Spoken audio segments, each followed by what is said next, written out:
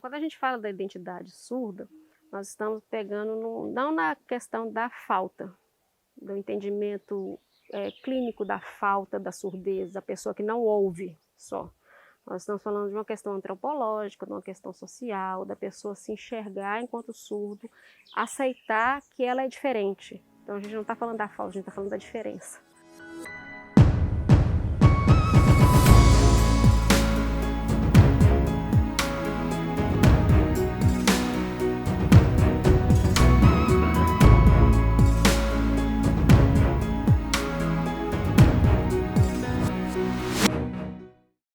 Eu nasci surda profunda.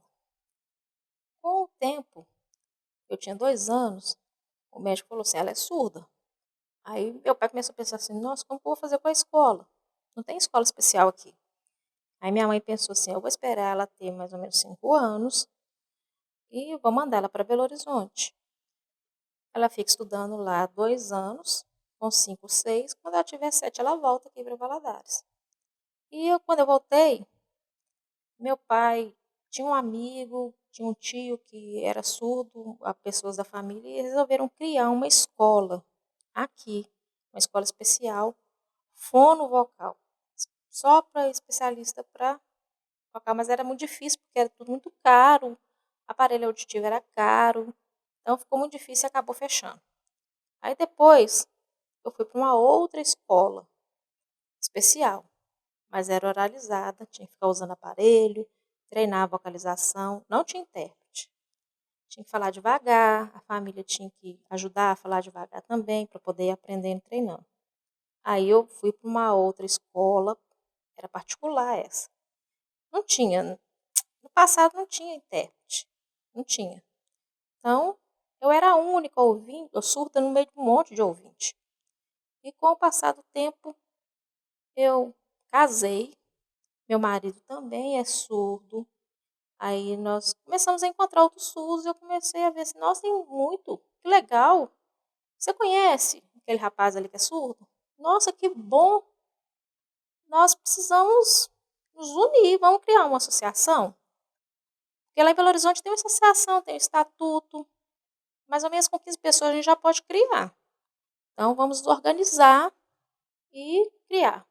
Aí nós criamos um estatuto e eu pedi uma pessoa para olhar, para ler, para ver se estava bom. Ela falou assim, ótimo, beleza, pode criar. Aí nós fomos lá na escola, na oficina, e pegamos emprestado para criar a associação de surdos lá. Então nós criamos a associação no dia 22 de julho. O presidente era o Osias e eu era a vice do Osias. Depois, 2 anos depois, aí eu me transformei na presidente da associação. E nós mudamos para uma escola Pica-Pau. E com o passar do tempo, nós vimos que ficou difícil. Meu pai pensou assim, gente, tem um lugar fechado, que era uma escola, por que que a gente não aluga esse lugar? Ver com a PAI, ver se pode ajudar. E a gente arrumou um lugar próprio para a associação. E no ano de 1990, nós temos aqui o nome de associação, a SUGOV, Associação de Surdos, da família de surdos junto. Então, nós precisávamos de sócio, associados, porque a gente precisa pagar a luz, a gente tem gasto, precisa pagar a luz, precisa pagar a água, outras coisas, material de papelaria, de limpeza. Então, são gastos. Então, nós começamos a chamar os surdos e começou a crescer. Mas a família do surdo, né, que eles não conheciam, então as famílias precisavam vir. Então, nós precisávamos divulgar para a família também, convidar. procuramos a prefeitura e vereadores para ajudar. E começou a crescer, e assim foi indo.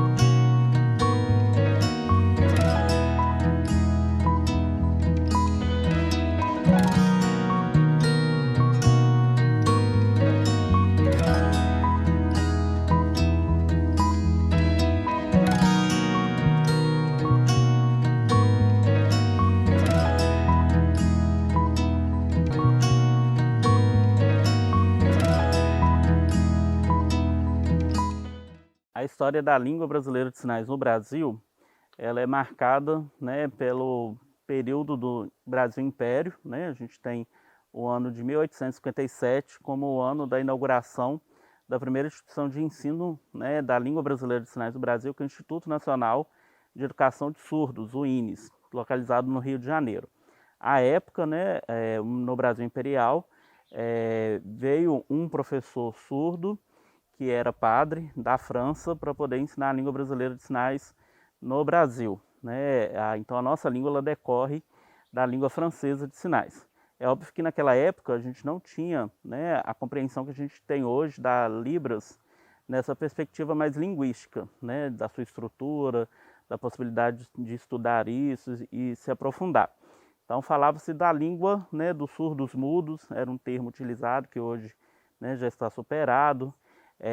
Propunha-se aí a comunicação por meio da mímica, mas a gente tem esse histórico, né? Assim como outras pessoas com deficiência, durante um bom tempo, a gente teve a educação de pessoas surdas em escolas especiais, né, especializadas. E no processo mais recente, nos últimos 20, 25 anos, a discussão da educação inclusiva trouxe para os surdos, né, o reconhecimento da língua de sinais como a sua possibilidade de comunicação junto com o português, né? E a partir disso a gente tem todo um processo de inclusão dos surdos nas escolas regulares e automaticamente o reconhecimento da Libras como possibilidade, né, de comunicação e de instrução dessas pessoas surdas, né?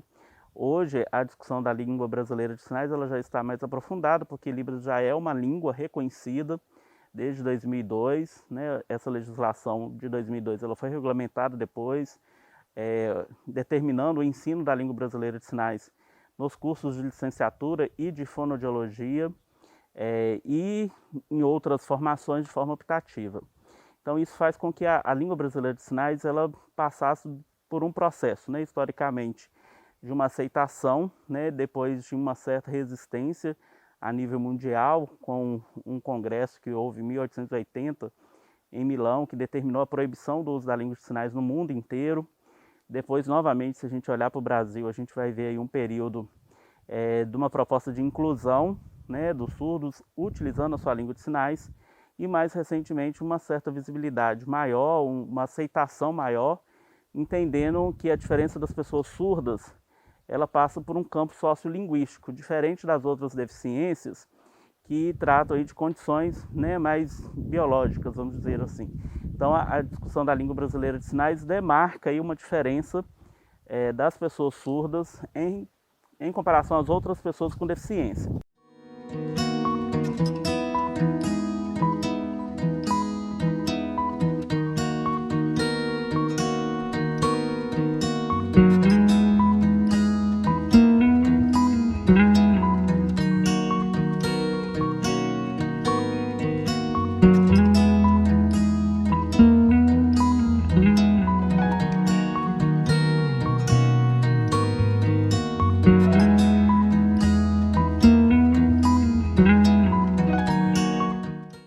Em Valadares, esse processo ele também se deu de forma similar, né? Durante um bom tempo, as pessoas surdas elas não eram incluídas nas escolas daqui, não se tinha visibilidade da língua brasileira de sinais. Os surdos que podiam, as famílias que podiam, mandavam esses surdos para Belo Horizonte. Né? Esses surdos cresceram, voltam para Valadares com o conhecimento da língua de sinais, né? E passam a ensinar essa língua de sinais para os surdos daqui. Então a gente percebe um movimento similar.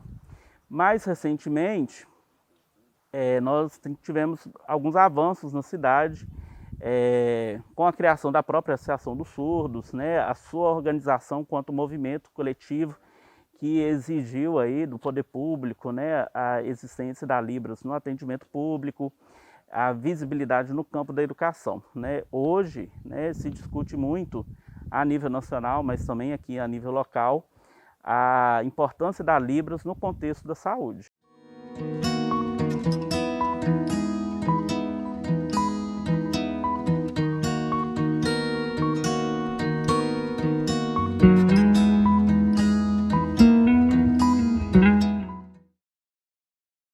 Meu nome é Patrícia e o meu sinal é esse. Eu era muito jovem, eu tinha 17 anos de idade quando eu comecei a vir para a associação. Antes eu não conhecia. Eu já estudava numa escola desde pequena, com 4 anos. Eu estudava numa escola lá em Juiz de Fora, na verdade. E não tinha... Era uma escola especial, mas não tinha intérprete, não tinha Libras, não tinha. E depois, eu não conhecia, não sabia, né, a Libras. Foi quando eu me mudei para a escola Nelson Sena. E tinha surdos na minha sala. Eu comecei a conhecer os outros surdos. Aí minha mãe mudou daqui de Juiz de Fora para cá.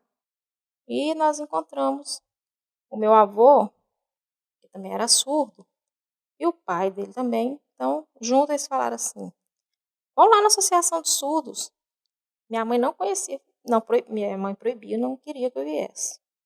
Então, eu era muito jovem, então ela proibia, achava que eu não deveria vir. Mas o meu avô começou a chamar e falou assim, vamos lá na associação, vamos lá conversar com os surdos, conhecer. Vamos lá para você conhecer. Não precisa ficar preocupada não, você precisa aprender, pensar, estudar Libras. E minha mãe aceitou e eu vinha junto com meu avô, ele era responsável, pegava na minha mão, a gente passava pelo mergulhão para poder vir. Aí quando eu vim aqui, eu vi, amei. Aí eu falei assim, eu conheço. Olha, eu já estudei com esse aí lá no passado. Nossa, eu gosto muito. E eu comecei a aprender o sinal.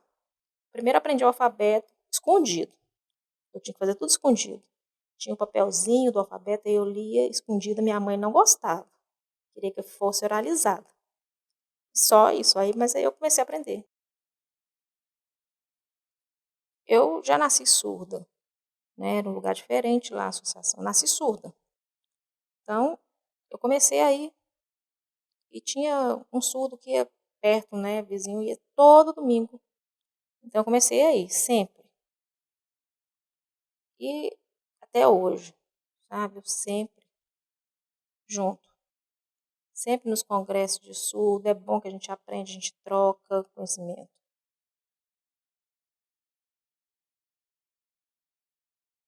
Ah, é muito bom porque a gente brinca, a gente ri, a gente conta piada. Não para. A gente não fica com sono, a gente está sempre conversando, está viajando, a gente não vê as horas passar. Aí você fala assim, nossa, já passou, já é essa hora? Porque está sempre conversando, batendo papo, brincando, nas viagens, por exemplo, nos congressos que nós vamos, ou nos campeonatos de futebol, de vôlei, todas essas viagens, é uma brincadeira sempre, a gente está sempre rindo. Eu gosto, eu tenho saudade, eu lembro das nossas brincadeiras, dos campeonatos. Eu não fico triste, a gente está sempre feliz. E também na associação, que também é igual, a gente está sempre brincando. Nossa, eu me sinto muito bem aqui. Nossa, eu gosto de todos os surdos aqui. Eu gosto de estar junto dos surdos, eu gosto do convívio, gosto de ajudar os surdos, então eu me sinto muito bem aqui.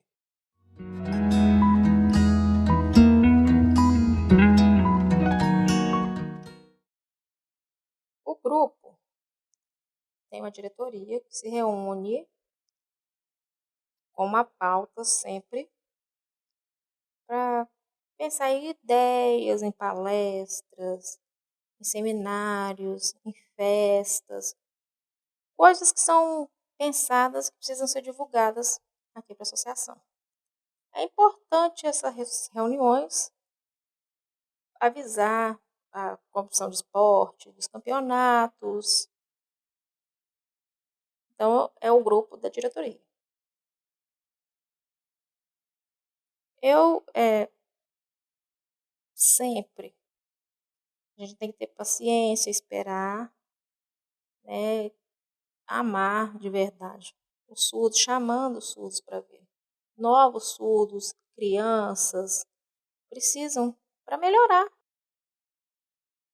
A associação, nós nos encontramos para poder bater papo, para palestras, para reuniões, para estudar qual curso, para conversar. Então, a gente sempre tinha essas reuniões para vir, para conversar junto, para mostrar para os surdos o que estava acontecendo, as regras, ensinar. E os surdos gostavam de vir, de estar junto aqui. Eles gostavam. É interessante eles estarem aqui junto. A gente aprende muito, a gente tem um momento de troca. Então, a gente chama os surdos para virem sempre aqui. Não pode vir, mas vem no dia que você puder. Para a gente estar sempre crescendo. Então, por quê? Porque o surdo é uma família e a gente precisa estar junto, precisa conhecer. Precisam ajudar os outros. Né? Então, a gente está sempre tendo essa troca de surdo. A associação ela não é só para os surdos. Né? Para ser associado não precisa de ser só surdo, pode ser ouvinte também. Então, existem alguns eventos, por exemplo, na área desportiva, que eles, por serem associados, eles têm algum desconto para participar de alguns eventos nesse sentido. E aqueles associados que estão ali, né, eles têm as trocas com os ouvintes que estão ali, que muitas vezes prestam serviço voluntário de intérprete, que a maioria dos que estão ali conhecem um pouco a língua de sinais, ou são intérpretes de Libras, ou são parentes dos surdos que estão ali. Então, eles prestam esse serviço de intérprete também. E a vantagem está ali, assim, na verdade, a participação como associado, né, o se associar e o valor que é empregado ali é praticamente irrisório. É mais simbólico mesmo, é para manter as despesas que são essenciais de uma casa, que é água, luz, né, nesse sentido. Mas eles têm essa possibilidade, juntam algum valor, aí fazem alguma festa, então eles sempre têm alguma confraternização, ou final de ano, o aniversário da associação, o dia do surdo mesmo. Esse valor que é empregado lá, além de manter fisicamente o espaço, ainda possibilita esses surdos participarem de eventos desse sentido, dentro da própria associação e alguns eventos que são feitos fora, principalmente questões de esportes, né, jogos fora da cidade, mesmo que eles precisam complementar, mas eles cobrem esse tipo de despesa.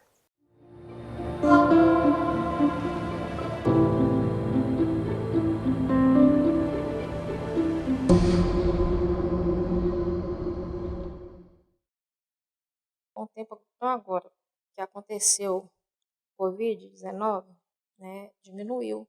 A quantidade de surdos que está vendo é muito pouco. Na verdade, com a pandemia, é muito difícil, porque tudo ficou fechado. Então, assim, Natal de 2019 teve, aí depois de 2020 a gente organizando curso, organizando, proibido, tudo fechado. Então não podia, era perigoso, as pessoas estavam com medo, muitas pessoas morrendo, a gente encontrava as pessoas, tudo fechado. Então a gente ficou com mais de 1 ano e meio fechado. Então a gente precisava ter esse cuidado, precisava ficar em casa. Então era tudo live, YouTube, tudo online e tinha que ser tudo virtual, porque a Covid a gente não podia vir. Então os SUS começaram a ficar tristes e era só encontros por live. Então eram encontros que a gente batia papo com o pessoal de São Paulo, nas lives, nos encontros. Então hoje tem as lives também, mas tem os encontros ao vivo. Então a gente já pode começar a encontrar nos congressos, com as outras pessoas, com os outros surdos. Então, nós podemos nos encontrar no Meet, por exemplo.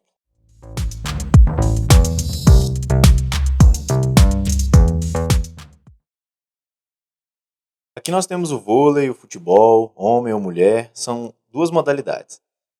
Tem sinuca, tem o baralho, que a gente tem aqui dentro também. E tem esportes diferentes, tem vários esportes aqui dentro e a gente também participa de campeonatos em outros lugares. Igual tem nos outros times, igual Atlético, Cruzeiro. A gente tem essa divisão também.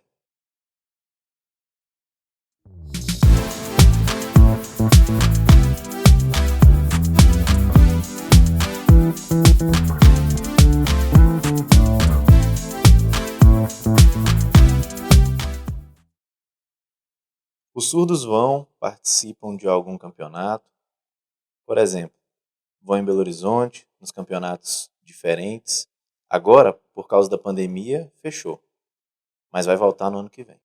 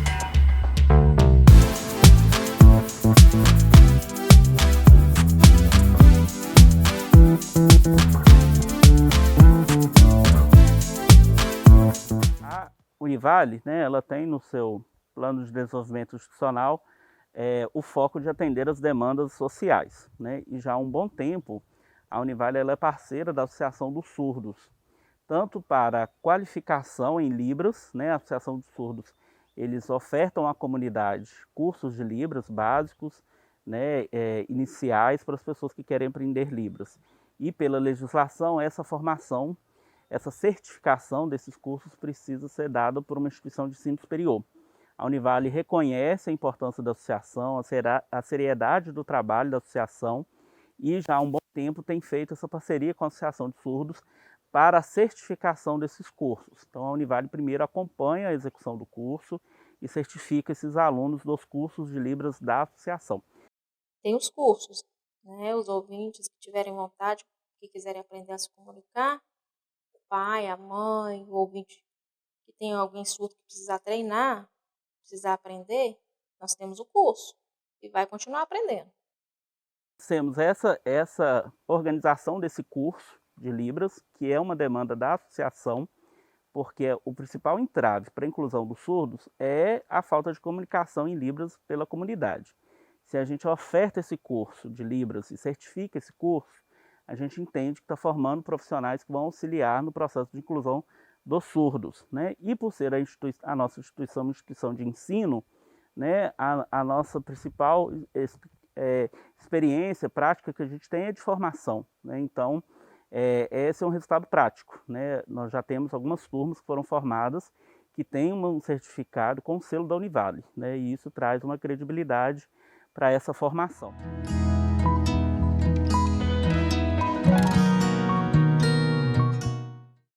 Aqui é livre, é aberto, é à vontade.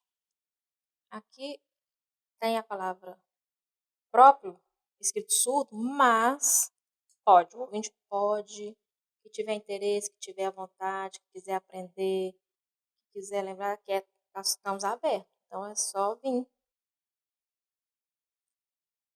E como que eu faço? Eu não sei Libras.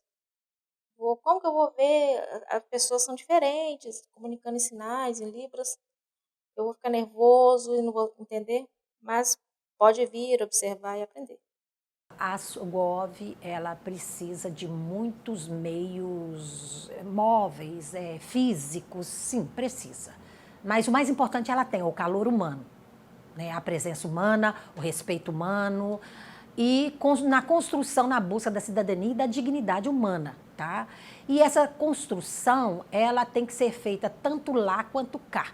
Então, não é só a turma da cultura surda, somos nós também que devemos ir, e eles estão lá receptivos para poder nos receber e trabalhar.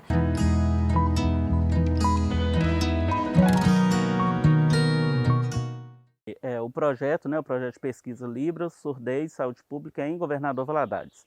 Ele surgiu no contexto da disciplina de ensino de Libras, que é ofertado já há alguns anos no curso de enfermagem. E aí, a partir dessa discussão no curso de enfermagem, a gente viu a necessidade de ampliar essa discussão para as outras áreas da saúde pública, em especial a saúde pública. E aí, a partir disso e de algumas produções de trabalho de conclusão de curso da enfermagem, a gente fez esse projeto em parceria com a Associação dos Surdos de Governador Valadares. O Instituto Federal de Minas Gerais também é parceiro do projeto, né? Esse projeto ele é financiado pela Univale, né? Então nós temos uma equipe de professores de distintas áreas e temos alunos que são bolsistas ou voluntários no projeto, né? Alunos que desenvolvem iniciação científica. O objetivo do projeto é identificar como que os surdos vão narrar para a gente as suas vivências no contexto da saúde. Quais são, né, as principais barreiras, como que eles relatam as relações com os profissionais da saúde, como que eles pensam que deveria ser o atendimento, se eles acham que esse atendimento, de certa forma, tem algum impedimento, né, comunicativo. Então, esse projeto ele já existe há 2 anos, né, e nós estamos fazendo esse levantamento dessas informações junto aos surdos, que são usuários do SUS em Governador Valadares, entendendo que essa hoje, na nossa região, é a principal demanda da comunidade surda. Por quê? Se a gente olhar para o campo da educação, nós temos hoje, né, dentro da política da educação inclusiva, todo o trabalho com tradutores e intérpretes de Libras no campo da educação, nas escolas, o atendimento educacional especializado em contraturno. Então já se tem uma estrutura que precisa ser aperfeiçoada, mas ela já existe.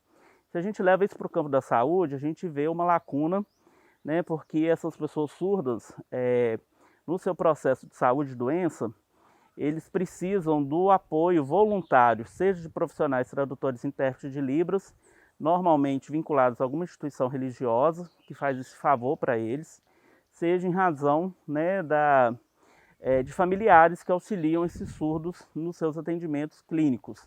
E esse fato traz aí vários problemas, vamos dizer assim, né? Porque acaba sendo um atendimento que necessita de uma terceira pessoa. E isso nem sempre vai trazer o resultado efetivo, né, de qualidade de vida e de atendimento humanizado para esse público surdo.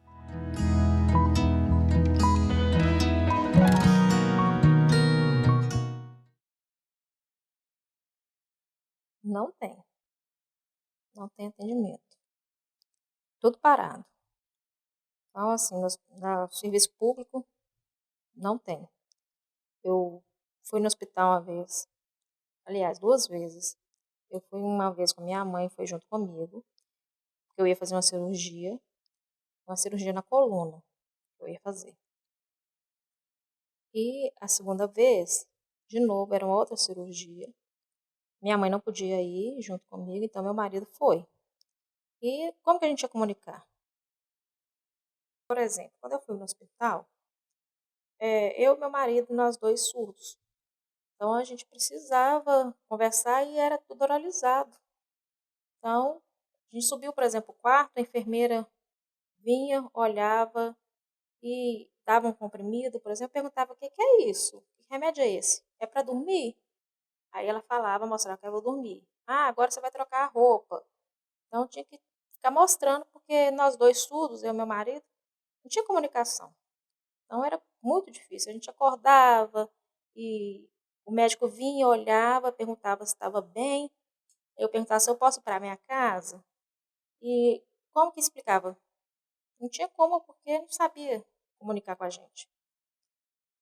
Ou qualquer outro enfermeiro ou médico que vinha e olhava, e aí? E agora? A gente ficava... Aí, por exemplo, um dia que a hora que chegava a comida, eu falava assim: não vou comer essa sopa, não. Não tem um pão ou alguma outra coisa que eu posso comer? Posso comer só o pão? A principal dificuldade dos surdos é ter esse atendimento de fato, né, universal, equânime, que é preconizado na legislação do SUS, né? A gente sabe que isso para eles não é uma realidade em razão da diferença sociolinguística que eles têm. Então, o que que a gente percebe? Que esses surdos, eles enfrentam ali dificuldades de comunicação, né? Então, os profissionais, por um lado, né, ficam preocupados, querendo atender esse surdo, passar essa informação, né, situar esse paciente surdo sobre a sua situação de saúde e tentam a escrita, tentam a comunicação oral. Alguns fazem uso de algum aplicativo que tenta fazer essa tradução, mas também tem alguns apontamentos desse uso de tecnologia que ainda não dá conta de algumas palavras ou algumas frases no seu sentido, né, maior da comunicação. E por outro lado, né, a principal dificuldade dos surdos é justamente essa, né? Quando ele precisa, quando de fato ele procura o serviço de saúde, é porque ele realmente está precisando. Então ele não tem uma vivência, né, uma prática de procurar os profissionais da saúde de forma preventiva, justamente por falta dessa comunicação. Então, quando ele procura, é de fato porque a sua situação de saúde está, né, mais avançada, vamos dizer assim. E quando isso acontece, ele ainda precisa do apoio de voluntários, né, muitos que atuam no contexto religioso, que é uma outra área da vida dessa pessoa, e ele chama essa pessoa para auxiliar na sua consulta, né, ou no seu acompanhamento, né, independentemente da área dentro do campo da saúde, ou seus familiares. Então, isso traz constrangimentos, né, e até algumas questões éticas, porque algumas áreas do campo da saúde, né, em seus códigos de ética, proíbem essa presença de uma outra pessoa, né, nesse atendimento com esse paciente. Então, esse atendimento ele não é humanizado, ele, né, muitas vezes ele não é acessível, né, no campo da comunicação, não tem uma acessibilidade comunicativa e ele acaba não sendo eficaz, porque muitos casos os surdos vão para a consulta, voltam da consulta e de fato não compreendem a sua situação, né, de saúde.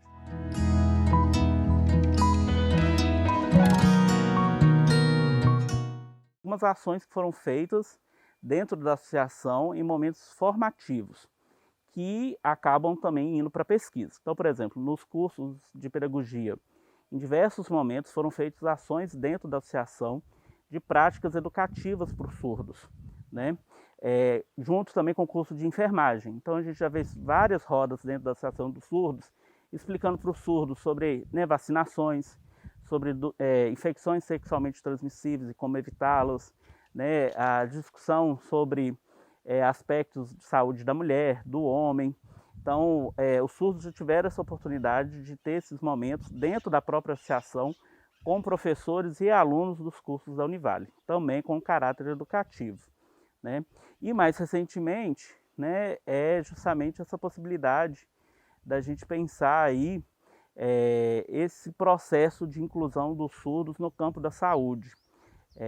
A gente não pode fazer essa discussão na academia sem o envolvimento com os surdos, né? É o contrário, a gente precisa das demandas dos surdos, que eles nos apontem as suas necessidades para que a gente possa refletir isso a partir de um aporte teórico, metodológico e ao mesmo tempo trazer o poder público para a gente pensar em que medida, né, essa política pública de saúde pode evoluir. Então a gente tem feito levantamentos que com certeza chegarão ao poder público, às políticas de saúde do município, e isso é um grande ganho, porque é a partir desse levantamento que vai ser possível o poder público fazer aí o seu planejamento para a execução, né, de ações específicas que vão garantir acessibilidade para os surdos.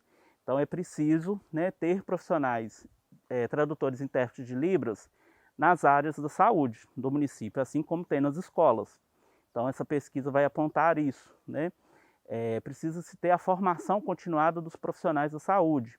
Então, por exemplo, um surdo chega no hospital público, né, no hospital regional, que é a referência do Serviço Público de Saúde em Valadares. Ele precisa ser atendido por um enfermeiro que sabe Libras, ele precisa ser atendido pelo recepcionista sabendo Libras, ele precisa ser atendido pelo médico de plantão, né, que sabe Libras. Se ele tiver que fazer algum exame, né, qualquer tipo de exame, até para identificar a sua situação de saúde, esse profissional que faz esse exame dentro do hospital, o ideal é que ele saiba Libras, né? Então, essa formação continuada vai ser um dos apontamentos, né, da nossa pesquisa, que a gente já percebeu isso nesses resultados preliminares. São pesquisas fundamentais. Primeiro que elas só surgiram porque, realizando as pesquisas, né, ao longo do tempo, a universidade conseguiu enxergar que essas associações precisam, né, da nossa contribuição, precisam da nossa ajuda. Né? Então, essa parcela da população precisa ser enxergada. Né? As dificuldades e os desafios que elas enfrentam são fundamentais que a gente entenda, compreenda e de alguma forma a gente tente ajudar. É fundamental, por exemplo, hoje a gente compreender que seja na saúde pública, seja nos órgãos públicos, sejam nas grandes instituições, como a própria universidade, a gente precisa estar apto a receber essas pessoas e conseguir efetivamente viabilizar a comunicação com elas.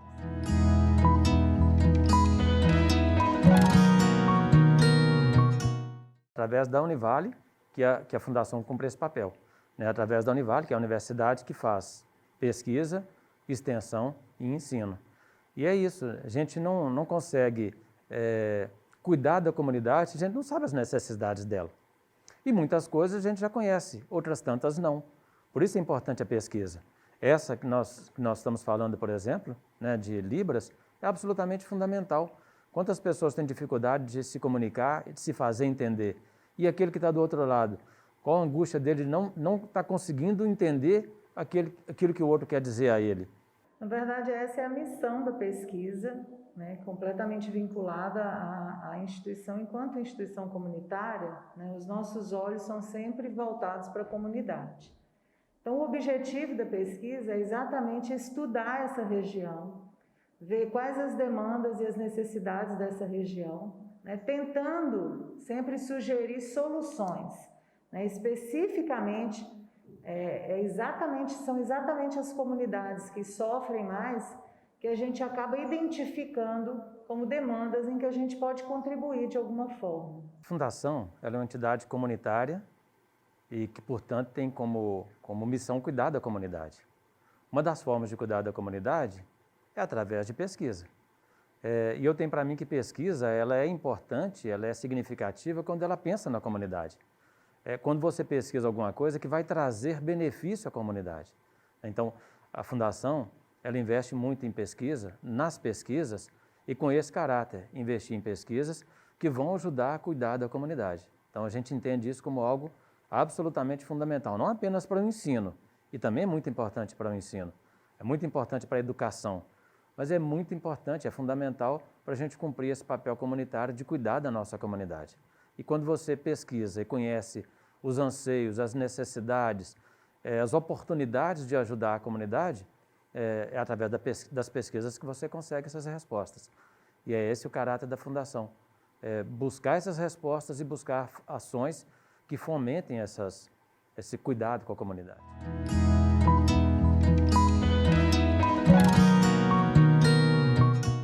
O público-alvo da associação hoje são jovens e adultos. Nós praticamente não temos crianças ali.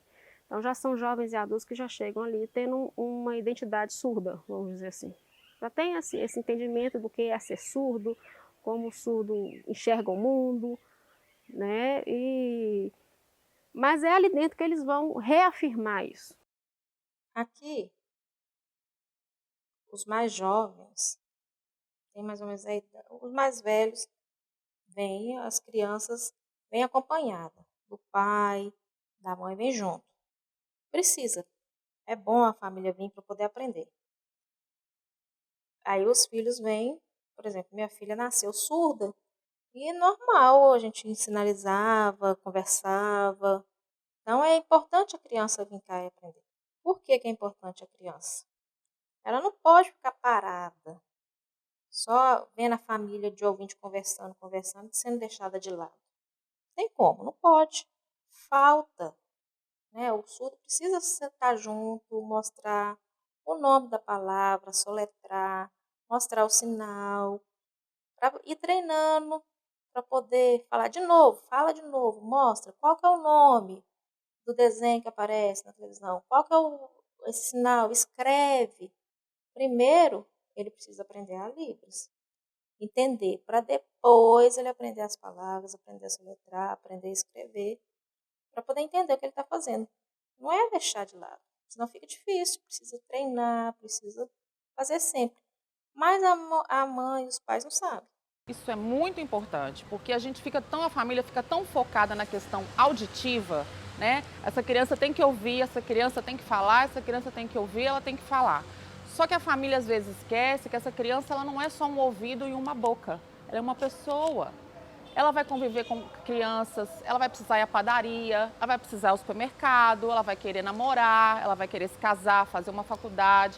Então ela precisa ter o convívio social o quanto antes, como uma pessoa que é ouvinte, né? Não é porque ela é surda que ela tem que se privar desse tipo de coisa. E é um dos erros mais comuns que as famílias cometem, né? Essa superproteção, esse cuidado excessivo que acaba que priva essas crianças do convívio social. Então é extremamente importante que essa criança tenha um atendimento correto o quanto antes, para ela poder ter possibilidade de aprender a Libras, que é a língua oficial dos surdos. Na verdade, o português fica como uma segunda língua, né? Que é o contrário dos ouvintes. A nossa língua oficial é o português oral. E a gente aprende uma outra língua que seja a Libras, ou inglês, ou japonês, ou português. E nos surdos, a língua oficial, a língua materna, é o Libras. Então, a gente precisa que essas crianças tenham acesso ao convívio social, seja com uma escola regular, com a família, num parquinho, numa praça, né? Que ela conviva e aprenda a se comunicar de uma maneira onde todas as pessoas consigam compreendê-la. Então, o objetivo da fonoaudiologia, junto com o otorrino, com a Associação de Surdos, é promover a comunicação dessa criança ou adulto surdo, né? Com Libras ou com a oralidade. Então, assim, a gente pode começar pensando nisso, né? Na importância do diagnóstico precoce. Então, a notícia de um filho surdo é a notícia de um filho não planejado, né? Ninguém planeja um filho com deficiência, com alterações. Então, é muito normal a gente receber no consultório essa família enlutada. Essa família que traz uma criança que não foi aquela que ela planejou, que foi aquela criança que eles desejaram. Mas o diagnóstico precoce é de extrema importância porque a surdez ela é classificada em níveis. Então, quanto mais cedo esse diagnóstico é feito, as intervenções podem impedir que essa surdez ela se avance, dependendo do grau e do tipo dessa surdez, e que essa criança tenha condições de vida o mais próximo da normalidade em função dessa intervenção precoce. Então, o diagnóstico precoce ele é feito através do teste da orelhinha, que hoje ele é obrigatório por lei nas maternidades. Então, toda mãe, né, com o filho nascido vivo, ela tem direito a fazer esse teste da orelhinha na maternidade, então nos primeiros dias de nascido. Caso essa mãe não tenha acesso a esse exame nos primeiros dias de nascido, ela pode procurar o posto de saúde da cidade, da localidade onde ela teve o bebê e solicitar a realização do teste da orelhinha. Até 30 dias de nascido é o ideal. Então, assim que a gente recebe, né, o pai e a família recebeu o diagnóstico de surdez, o ideal é procurar o mais rápido possível um desses serviços de otorrinolaringologia ou fonoaudiologia, que seja particular, no município, né, na cidade onde vive, porque aí sim essa criança vai ser reexaminada, novos testes vão ser feitos e a gente consegue classificar a surdez dessa criança.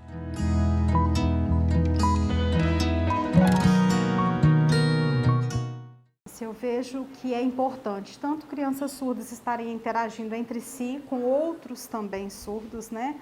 Até para perceber que eles não são diferentes, que existem outros iguais, que muitas vezes a criança custa perceber que ela tem alguma diferença, mas também com ouvintes, porque eu acho que essa interação vai fazer com que outras pessoas comecem desde cedo a ter interesse na língua de sinais e aprender a língua de sinais. Porque a gente vê que hoje o surdo, para ir no médico, para qualquer coisa na justiça, a dificuldade que se tem do entendimento da língua. E uma interação, começando desde cedo, eu vou ter mais profissionais futuros, né, que entenderão a língua de sinais e poderão estar atendendo essas crianças. E são crianças como qualquer outra, brincam como qualquer outra, elas têm os divertimentos, então elas têm que estar interagindo. E isso é muito importante. A gente vê que, assim, nós adultos que temos preconceito, as outras crianças não, elas acham interessante, olha, ela fala fazendo sinal, então deixa eu aprender também. Então é importante até para um futuro onde tenham mais pessoas que entendam a língua de sinais, que possam estar atendendo como profissionais futuramente essas crianças. Primeiro cuidado com o emocional, não desespere. Meu filho vai ser uma criança normal, vai ter uma vida normal, que muita gente fala assim, ai meu Deus, e agora? Né? Ele é diferente. A língua é diferente, a forma de comunicação é diferente. Então, o que eu falo para os pais é, aprendam língua de sinais, deixem o filho aprender a língua de sinais, deixem eles ficarem imersos na cultura que é deles, na cultura surda. Frequentem uma associação de surdos, que é um dos cuidados que tem que ter. Procure experiências com outros pais, né? E o mais importante que eu vejo, tenha uma via de comunicação com seu filho, né? Porque é triste um pai falar assim, eu não consigo, eu falo assim, eu sou intérprete também, né? E falar assim, eu não consigo comunicar com ele, fala para ele, para mim, né? Poxa, aprenda. Não vou falar que a língua de sinais é fácil, é uma língua como qualquer outra. Quanto tempo para aprender? 1 ano no mínimo para poder ter uma base, né? Mas quando você tem um filho dentro de casa, você tem um falante da língua dentro de casa, você vai aprender muito mais rápido. Então, primeiro cuidado, aprenda a comunicar com seu filho, porque é doído a gente ver a criança e a família que não consegue comunicar. Mas calma, paciência, né? Assim que a criança adquire a linguagem, que ela desenvolve essa parte da comunicação, tudo fica mais fácil. Então, a primeira coisa, aprende língua de sinais, aprenda a comunicar com o filho, deixe esse filho aprender, né? Porque muitas vezes fala assim, não, mas ele tem que falar, porque no mundo ele vai ter que falar. No mundo ele tem direito a ter intérprete. E enquanto a gente tentar normalizar o surdo, fazer com que ele se encaixe, mais difícil vai ser a gente garantir os direitos que eles já têm. Porque a língua de sinais brasileira, a Libras, ela já é reconhecida como língua oficial dos surdos desde 2002. Né? Onde nós estamos em 2021. Mas enquanto não tiver pessoas brigando por isso, essas leis não são efetivadas. Né? Existem, mas não se faz cumprir. Então, os pais têm que lutar pelo direito do filho, têm que entender que ele tem uma língua que vai ser diferente, mas que ele é filho e que a primeira coisa que eu tenho que me preocupar é com a comunicação. Bom, a SUGOV é, assim, como se diz, o ponto de referência da surdez hoje aqui em Valadares, né? É onde tanto crianças como adolescentes, como surdos que ainda não tiveram oportunidades de convívio com outros surdos, podem estar tendo contato com outros, estar desenvolvendo na língua de sinais, porque a gente pensa assim, a língua de sinais é só fazer um gesto. Não, a língua de sinais é toda uma gramática, é toda uma estrutura muito grande. E quanto mais eu tenho contato com pessoas que são fluentes, com pessoas que já são adultas, na SUGOV nós temos muita gente com formação em administração, a gente tem as meninas com formação em pedagogia, com pós-graduação. Então, isso mostra para os surdos mais novos que estão chegando que eles podem alçar voos muito maiores, que a gente tem possibilidades de crescimento. E esses surdos vão trocar experiências, né? Como foi para você? Eu aprendi assim, eu tive intérprete, como que eu consegui um intérprete numa faculdade? Então, ali é um ambiente muito rico de experiências. Então, é de grande importância. O surdo, quando eu falo no ser surdo, é isso, ele se entende como diferente, ele se aceita como diferente. Ele não vai recorrer a outros meios para sanar essa falta que muitos enxergam a surdez como uma falta. Para ele é o ser, é a identidade dele, ele se vê como surdo. Ele pode ser um surdo oralizado, mas ele não vai querer oralizar para conversar com o ouvinte, ele vai querer usar a língua de sinais, que é uma expressão da sua cultura, da sua identidade. Então, é nesse sentido que a gente aborda a questão da identidade surda. Né? É antropológico, é mais subjetivo, é mais de se enxergar mesmo, né? Como diferente, entender essa diferença não como uma falta, mas como algo bom. Né? Não é uma falta, não é deficitário, não é algo que precisa ser sanado, mas é algo bom que o torna único, né? E isso é reafirmado por meio de artefatos que são próprios dessa cultura, dessa identidade surda, como a língua de sinais, que nós temos, que é a Libras, né? A nossa Libras aqui no Brasil, e as outras línguas, isso acontece em outros lugares do mundo também, com outras comunidades surdas. Então, essa identidade é nesse entendimento social, antropológico, subjetivo da pessoa, se enxergar enquanto surdo, se ver diferente e se aceitar diferente.